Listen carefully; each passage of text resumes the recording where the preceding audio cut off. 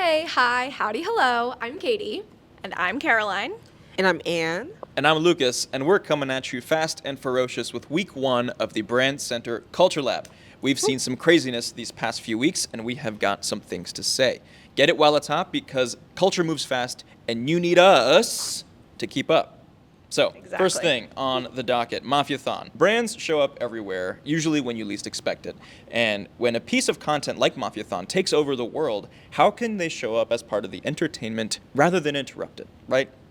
I don't like my stream of 24 hours of Kai Cenat to be interrupted by some random ad. What? That's insane. What would do that? So let's rewind a little bit. Kai Cenat has influenced global productivity once again with the launch of his third and final Mafiathon series. What's Mafiathon?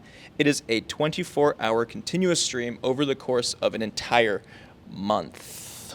So his platform on Twitch alone is standing at over currently 19 million followers, and has the ability of bringing in hundreds of thousands of viewers into one single one of his streams. So what's happening here? Mafiathon is, like I said, a non-stop stream for 30 days.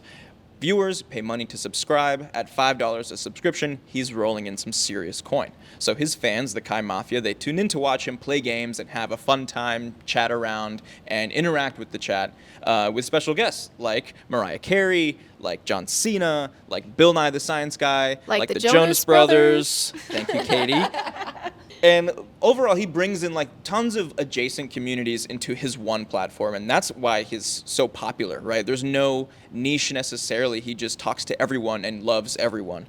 And his mastery of his own platform on Twitch is teaching us how to use Twitch itself, and brands, I feel like, are lacking a little bit in the way that they interact with it. They're not able to show up on something like this, especially something as extreme as Mafiathon, with the same 30-second ads that they show on YouTube or just kind of standard television. The future is right now. Future's now, old man. But thinking back to when MTV revolutionized with music video streaming, with 24-hour news cycles, these are consistent shifts that happen every so often in media, and we're witnessing just this insane end of the spectrum with Kai taking over Twitch. And so brands need to know that the medium is part of the message. So I don't think it's a secret. We all know and love that Taco Bell is delicious. We also see Taco Bell having an opportunity with Mafiathon. Because he's going into these wee hours of the morning, people get hungry, people get cranky. And when you gotta be on all the time, you gotta be fueling up all the time. Taco Bell already owns late night, we've established that. And Mafiathon's a perfect way to get in there and double down on that message. Taco Bell, live Mas. Next. All right. Thank you, Lucas. Let's now talk about brand collaborations. So brand collabs, particularly some unexpected ones, have recently been popping up everywhere. For example, we have Chili's and Tecovas. They teamed up to make cowboy boots out of the iconic leather of a Chili's booth. And then we have Rare Beauty, creating products inspired by Tahin's classic spices and sauces. Beautiful colors. While these collaborations are interesting and fun to see, do they really drive meaningful growth? What do you guys think? I think it depends if it's done correctly. That is exactly what I was going to say, Anne. Yeah. Right out of your mouth. Yeah. The answer is sometimes, if they're done right. So Rare Beauty and Tahin, for example, has received lots of praise. While it's a collaboration between a beauty brand and a seasoning brand, two seemingly unrelated companies, it's also a collaboration between two brands with Mexican founders.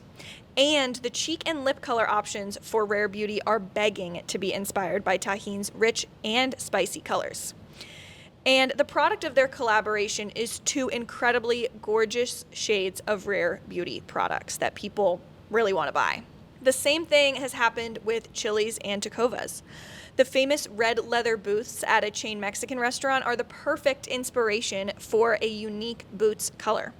Thus, the collaboration created a product that people actually would want to buy and would actually wear. So while those collaborations might seem unexpected, they're actually extremely carefully thought out to create brand awareness and growth, along with a quality product that might not have come about otherwise. But not all collaborations are made equal, and the nonsensical ones that create useless products, those aren't really it. So I'd love to ask you guys, what brand collaborations would you like to see? Like something revolving around the world of Sunny Angels and more customization would be really nice. If you can just What a make your own little crazy baby. idea. What a crazy idea. The Secret Lives of Mormon Wives TV show, X Sonic, because Sonic has those delicious soda combinations, and I think they could really tap into the Secret Lives of Mormon Wives cast, getting them to drink some Sonic. It just was perfect. I mean, Jen Affleck, Duncan, no. Just kidding. beautiful. That was a great ad. I'm lying. Sonic. Well, while we're Hit us on up. the topic of brand collaborations, it would be interesting to see the NFL and Uno partner up and do something interesting. Kind of have like a little sideline cam where players are playing, speed rounds of Uno while there's intersections and plays being made on the field, and kind of gather that fan field knowledge. Because Uno's competitive, and I feel like an athlete when I play Uno. I feel like Marshawn Lynch, honestly, when I play Uno, so... That could be fun with like second or third string athletes who may not be directly like into the Yeah. game of football, but there's still Yeah. a lot of chemistry that happens behind the scenes, and shows like Hard Knocks on HBO that highlight specific teams. You get into their personalities. It's a great bonding moment for fans or just adjacent fans for these teams to get involved there. Like that could be, it's kind of good, Ann. It's kind of good. NFL, hey, if you want to call. Anyways, moving on.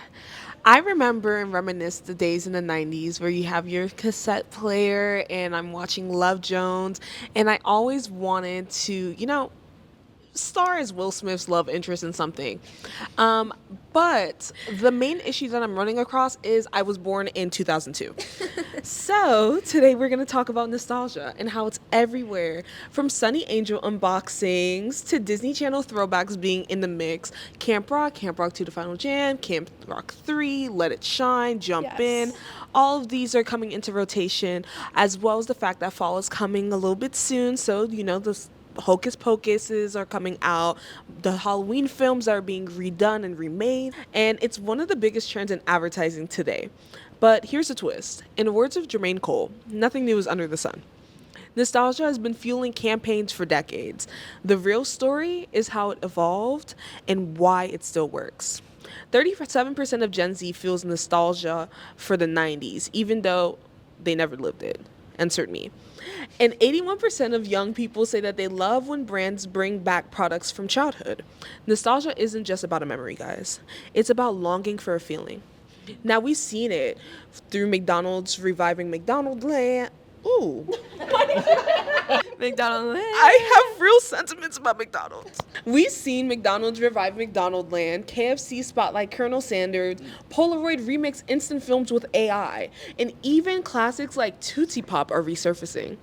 Old shows and movies like The Vampire Diaries, The 100, Teen Wolf, everything that you can think of, fandoms are reviving themselves and coming back together for their love of a show that was once on the air.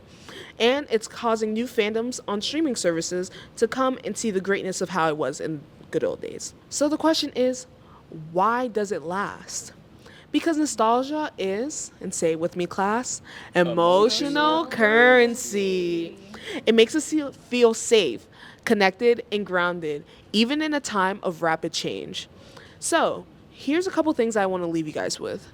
Nostalgia has been in advertising for decades, but why does it still resonate so strongly with everybody today?